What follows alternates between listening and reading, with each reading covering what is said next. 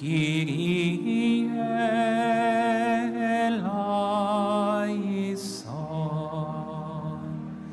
Kyrie eleison,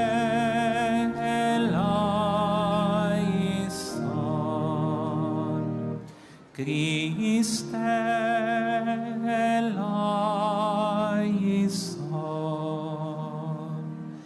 Christe eleison, Kyrie eleison, Kyrie eleison.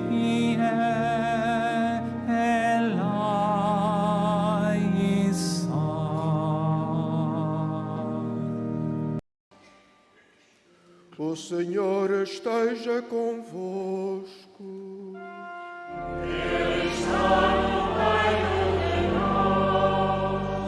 Evangelho de Nosso Senhor Jesus Cristo, segundo São Mateus.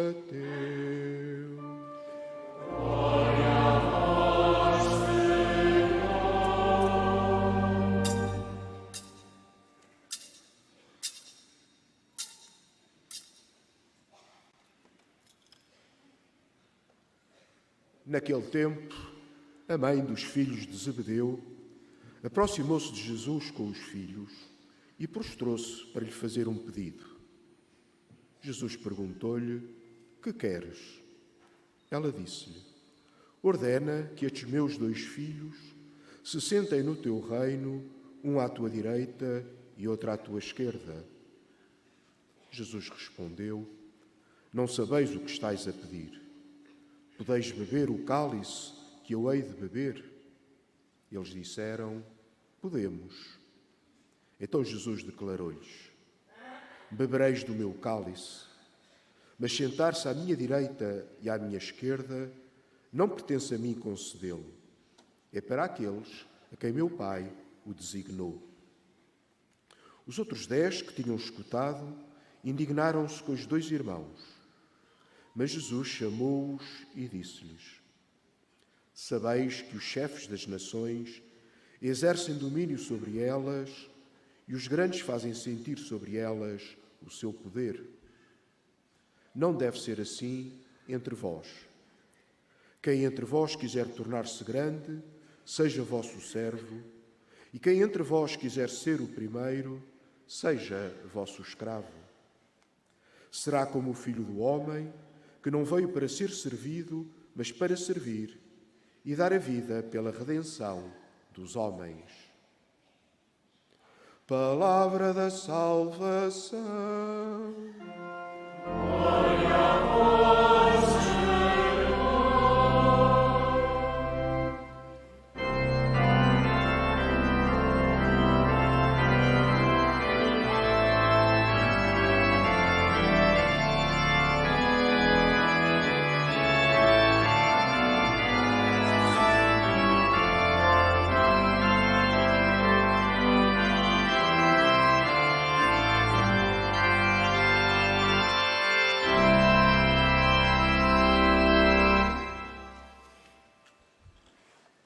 Quem entre vós quiser tornar-se grande, seja o vosso servo, e quem entre vós quiser ser o primeiro, seja vosso escravo.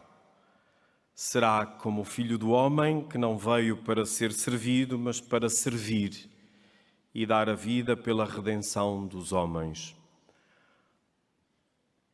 Ao escutarmos a proclamação destas palavras de Jesus, ao repeti-las agora, e no contexto desta bela celebração que nos congrega aqui nesta basílica, neste santuário tão marcante para nós como coração espiritual de Portugal e de todo o mundo, e hoje na conclusão do 47º Encontro Nacional de Pastoral Litúrgica,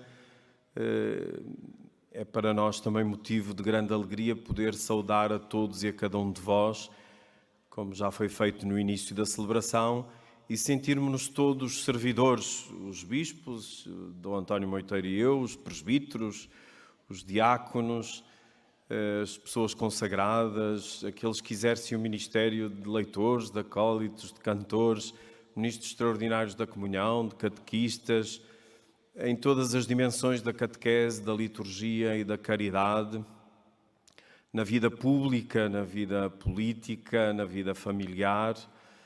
E ao ver tão grande assembleia, além de todos os que já foram saudados, permitam-me que saúde de modo especial aqueles oriundos da Arquidiocese de Braga em tão grande número, acompanhados pelo Sr. Presidente da Câmara Municipal de Vila Nova de Famalicão, e que hoje estão aqui pela segunda vez. São 3 turnos, 3.000 pessoas de cada vez que peregrinam a este santuário e que são as nossas raízes, os mais velhos das nossas comunidades.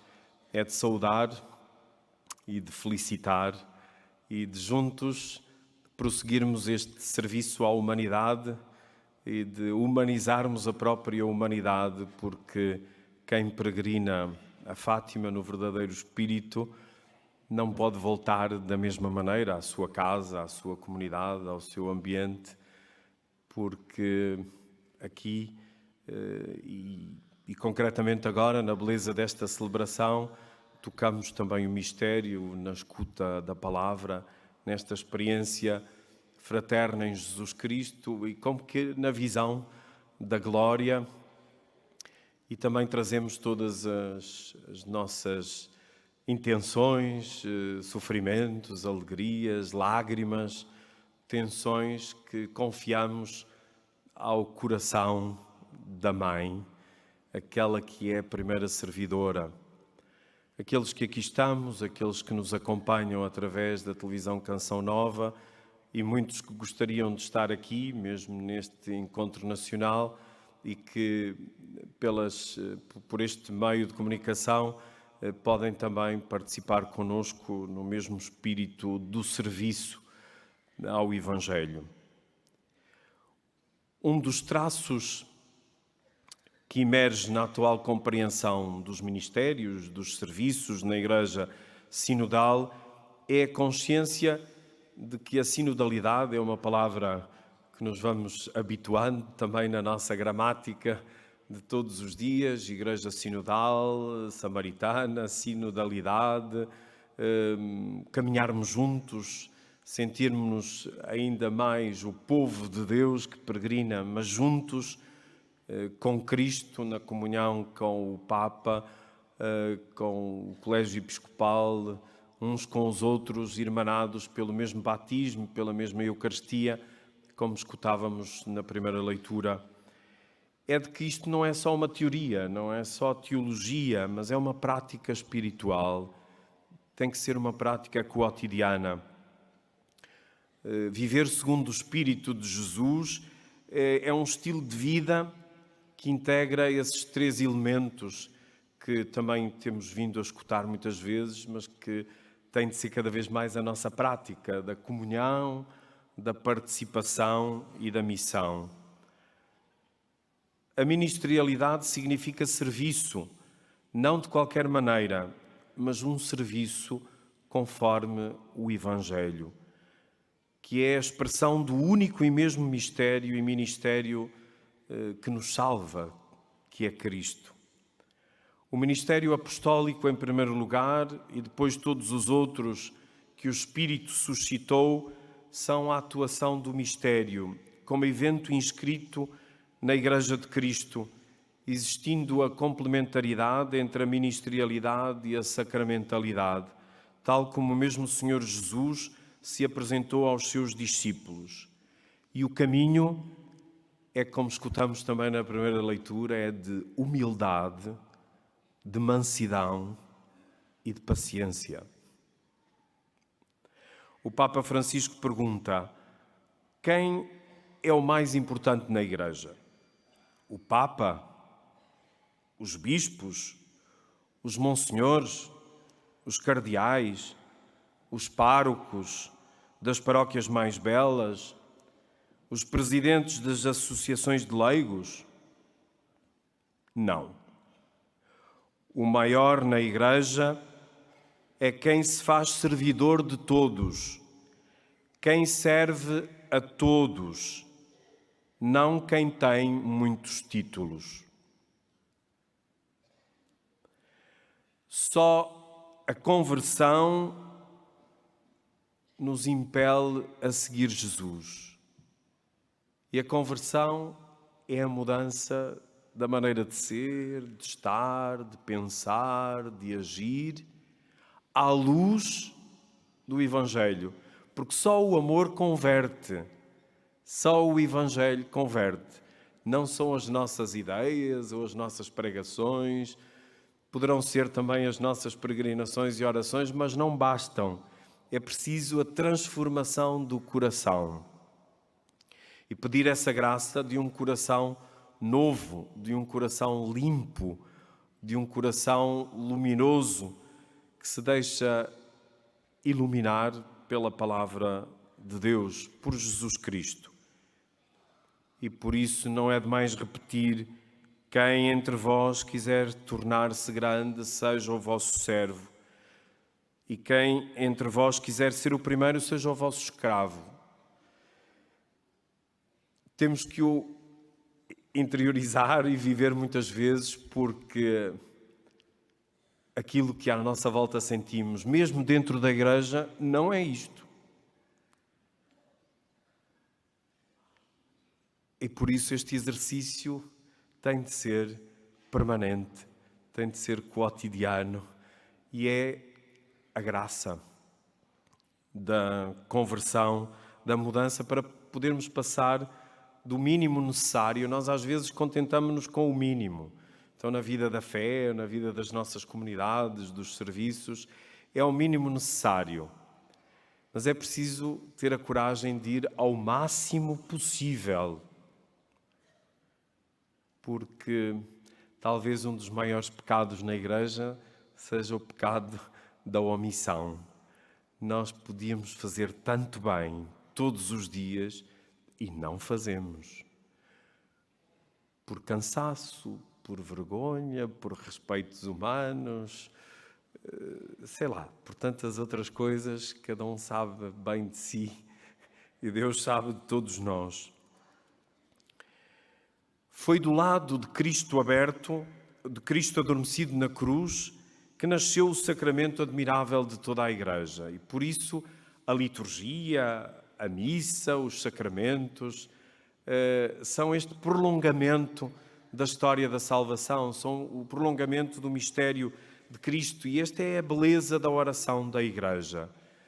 E por isso, no próximo momento deste caminho sinodal, que vai iniciar-se no dia 4 de outubro, na primeira sessão do Sínodo sobre a sinodalidade, naquele instrumento de trabalho que todos aqueles que vão participar em nome das conferências episcopais, escolhidos pelo Papa ou por outras instituições da Igreja, nesse documento diz-se que o Espírito Santo é que é o mestre da harmonia, que pode criar a sinfonia dos ministérios, porque ministério não quer dizer poder, não quer dizer serviço. Ministério até quer dizer o mais pequeno, daí que vem ministério, o mais pequeno entre todos, porque o maior, o magister, é Jesus Cristo.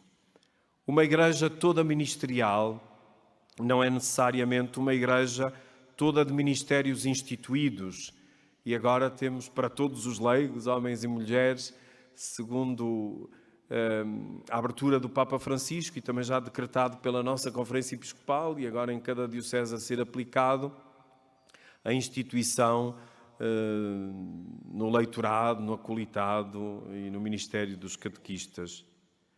Crescer como igreja sinodal implica o compromisso de discernir juntos, de podermos escolher juntos o mais importante, quais os ministérios que devem ser instituídos nas nossas comunidades, nas nossas dioceses, ou promovidos à luz dos sinais dos tempos, como resposta ao serviço do mundo, ao serviço das pessoas, ao serviço das necessidades concretas das comunidades. E como estes dias nós temos refletido, os ministérios estão ao serviço da evangelização e da própria edificação da Igreja. Todo o ministério é serviço, mas nem todo o serviço é ministério. E quem não tiver este espírito andará sempre inquieto ou frustrado, ou sempre a lamentar-se, porque às vezes quer ser reconhecido, quer ser agradecido, mas não, antes de aceitar este serviço à comunidade, aos irmãos, deve pensar sempre nas palavras de Jesus que escutamos no Evangelho, que é o serviço a Ele, nos doentes, nos pobres, nas pessoas que participam na Assembleia, nas pessoas da nossa comunidade, em todos, das crianças, dos adolescentes, dos jovens, dos adultos, dos mais velhos, sobretudo dos que mais precisam. No caminho sinodal refere-se inúmeras vezes que é preciso promover uma igreja ministerial, porém importa clarificar o que isso realmente significa e qual o papel, a missão de cada um de nós. No contexto de uma liderança partilhada, de uma liderança sinodal, o que é específico de cada um, qual é o papel de cada um de nós, qual o papel dos leigos, dos ministérios ordenados, instituídos, não instituídos. Concretamente e na certeza de que há sempre uma certa dificuldade em mudar práticas há instaladas nas nossas comunidades. É por causa do mistério, é por causa de Cristo, é por causa do Evangelho que existem os ministérios e não o contrário. Alguns estão ao serviço de todos para a construção da unidade e da Igreja toda, por isso se chama católica, é universal. E foi Ele que a uns constituiu como apóstolos, profetas, evangelistas, pastores e mestres, em ordem a preparar os santos para uma atividade de serviço, para a construção do corpo de Cristo, até que cheguemos todos à unidade da fé e do conhecimento do Filho de Deus, ao homem adulto, à medida completa da plenitude de Cristo. Escutávamos na primeira leitura da carta aos Efésios. É esse o objetivo, chegar à medida de Cristo na sua plenitude, cada um consoante a sua responsabilidade, a sua vocação, até a sua idade. E precisamos tanto de adultos na fé, como também agora sentimos neste dinamismo da Jornada Mundial da Juventude. Se calhar o problema não está nas crianças, adolescentes e jovens, está nos adultos, ou na falta de adultos na fé nas nossas comunidades, para que este diálogo intergeracional e voltarmos sempre às raízes, e uns com os outros, e uns pelos outros, e uns aos outros, os mais velhos com os mais novos, sejamos verdadeira e autenticamente uma família de famílias, uma comunidade de comunidades. Por isso, há diversidade de dons, mas o Espírito é o mesmo. Há diversidade de serviços, mas o Senhor é o mesmo. Há diversos modos de agir, mas é o mesmo Deus que realiza tudo em todos. A cada um é dada a manifestação do Espírito para proveito comum, nunca para seu proveito. Também o é espiritualmente, porque na medida em que nos damos, recebemos, e tudo é graça. O primado é da ação do Espírito Santo, que distribui os seus dons na edificação da comunidade sinodal. Que o Senhor nos confirme no seu santo serviço e que sirvamos sempre até ao fim do fim, para que cada vez mais seja uma realidade que a verdadeira autoridade na Igreja é o serviço.